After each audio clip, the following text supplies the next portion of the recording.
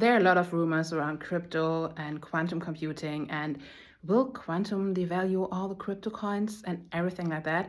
And I thought, wait, not so many people are into crypto investments or into the technology. But we need to understand the technology behind so we can understand the discussions and the hype and what's actually changing with encryption standards and what that means for the coins and the blockchain. So I invested some time and hope made it easy to understand what's the actual technology behind, because this is coming up in this video series here. From my own cybersecurity expert perspective, and I also just attended a quantum computing event, so I guess I know where the state is here. I'm not so worried about Bitcoin, Ethereum, and all the big ones getting hacked because hackers might get access to quantum computing. I'm more worried about the 19,000 plus little coin projects where there was a hype when they've been issued, but now there might not be a tech team behind for maintenance anymore. And I think with the big communities, there are so many people invested and engaged. They will send a reminder, they will discuss it in a community and find a solution to update encryption standards. But what's also very interesting is that while quantum computing is so expensive and sounds so far away, it's already here, and we already have to work on better encryption standards because there can be a hack nowadays, and these encrypted information where you can't do anything with it now can be used in the future to decrypt it with quantum computing power. There are not so many people who think this way, but you heard about it now. And forward the information and do something if you're working, especially in the financial industry, in the banking industry. This is a thing now. This is something we have to have an eye on. And as every week, I also created a full slide deck for you parallel to this video series. So same like every week, you can go to my profile page, click the link on my course page, sign up, and get all the slides for free. Maybe set up a little discussion with your family or a team meeting, or take them to your kids' school for a little cyber and tech training, whatever you like. Download it, it's for free, have fun.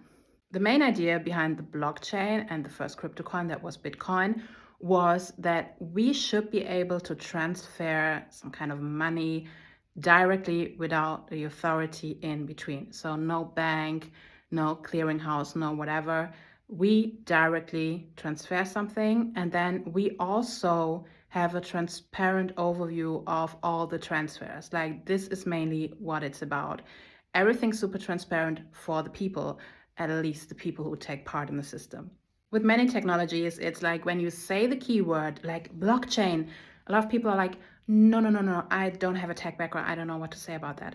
But in this case, think it easy. Like, it's like a notebook where all the transactions are listed and they are hashed, like validated, and everybody can have a look at it. It's public. So this should bring the credibility and the trust. So information can't be altered, it can't be changed. Once it's written in the blockchain, it's there, and everybody would also recognize when anyone tries to manipulate it or change it. So that's the main deal. There are exams and also discussions going on in the community, but this is the main technology. And all the terms and specifics are in my slides as well. But if anyone asks you to explain what the blockchain is, just say it's the notebook where all the transactions are in, and it's public and everybody can have a look at it. And then nobody might know that you didn't study computer engineering. Just to make it more clear why blockchain technology needs encryption, every record in our blockchain, in our notebook of transactions, is not clear data. It's the wallet address, and everything else is encrypted. So you don't know the real person or the company behind the beneficial owner. And you hear people very often talk about in the crypto scene about, oh, this or that wallet made a trade. Like, then they know that there might be somebody having a lot of crypto assets in this wallet, but you don't know who's behind. And that's important for the trust and the privacy in this community and with these transactions. And this way, encryption is important, and decrypt this information would cause a lot of damage to the community, to the trust in the transaction process, and actually to the whole, let's say, hype around the technology. Because if this is not safe and secure, you can also use any other one. The evolution of encryption is actually very interesting. Like, Think about in ancient times, just changing ciphers, and then somebody who wouldn't have the table or the key on the other side wouldn't understand. And every encryption is just as good as long as it's not cracked. So we've seen a lot of different ways to encrypt things, but we also have a lot of code crackers. And as long as code crackers get better technology, because nowadays decrypt encrypted things is all about computing power and time. Like the more computing power you have, the faster you are with decrypting things. And this is where it's getting interesting with quantum computing.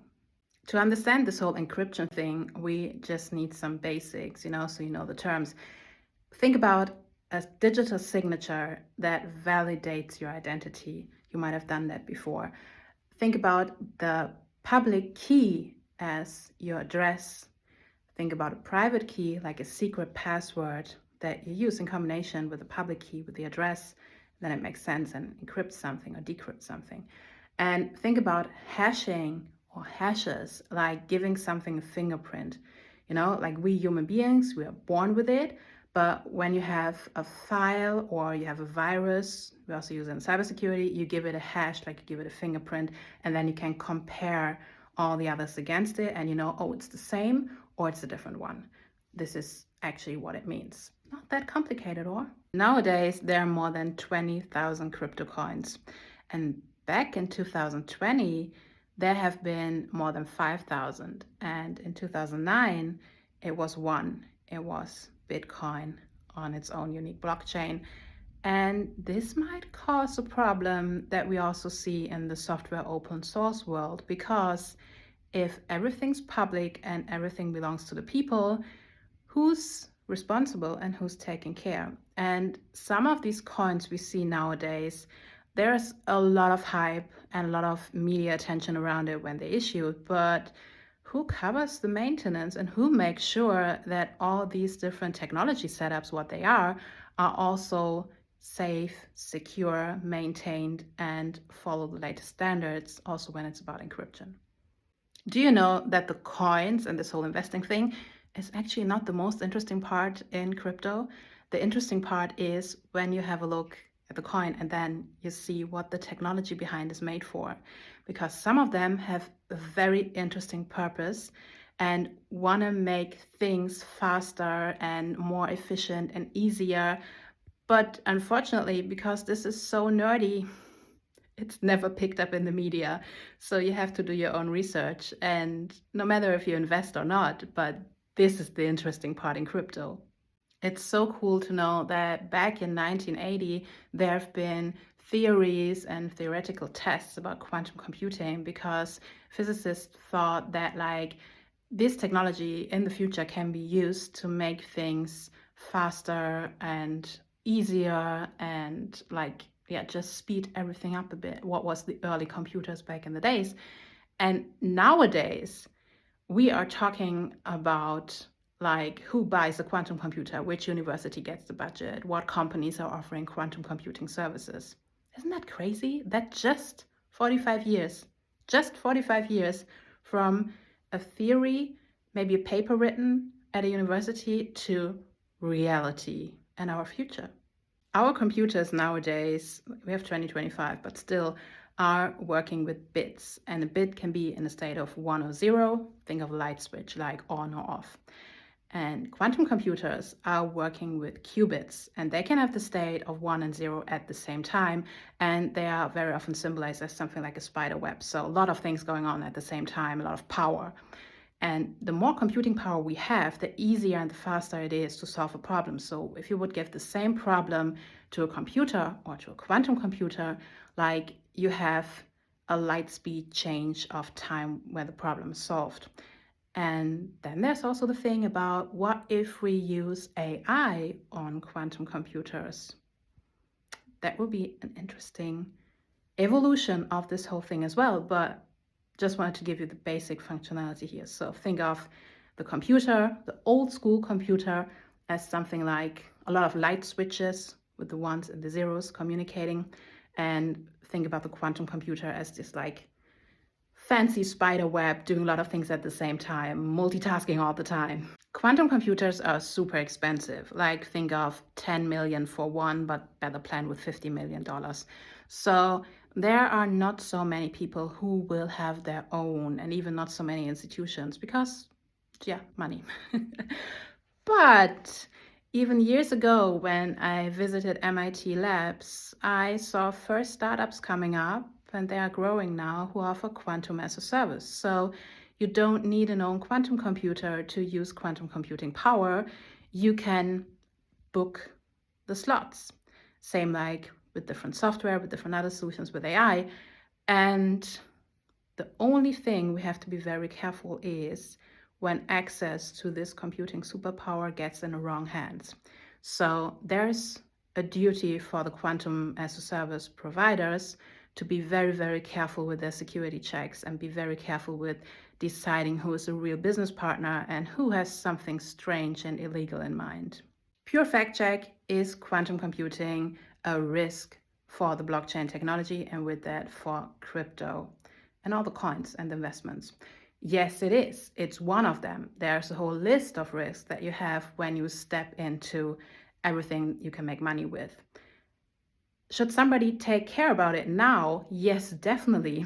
So the communities behind the people taking care of the technology setup should definitely have an eye on that, learn more about it, and make sure that they find a way to mitigate the risk. Like everyday cybersecurity business. Is that something you can do anything about as a normal user, as a normal investor?